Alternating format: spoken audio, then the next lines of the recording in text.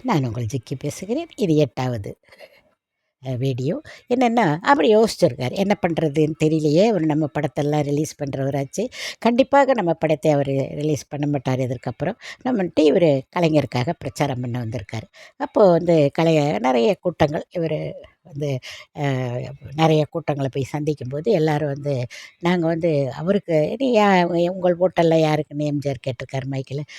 பெரியவருக்கு தான் நாங்கள் போடுவோம்." அப்படின்னு. பெரியவர்னா யார் அப்படின்னா, அந்த தியேட்டர் ஓனர் பேரை சொல்லி, ஏன்னா அந்த ஊருக்கு அவர் நன்மை செய்திருக்கிறார் என்பது சொல்லுகிறார்கள்.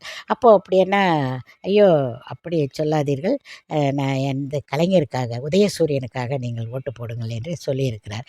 அப்படியா? அப்படின்னா சரி நாங்கள் போடுறோம். நீங்கள் எம்ஜிஆர் சொல்லிட்டீங்க இல்லையா, நாங்கள் உங்கள் வார்த்தையை மீற மாட்டோம், அதனால் நாங்கள் அவருக்கே ஓட்டு போடுறோன்னு சொல்லி போட்டிருக்காங்க. இது என்னென்னா நன்றி கடனை காட்டுகிறது.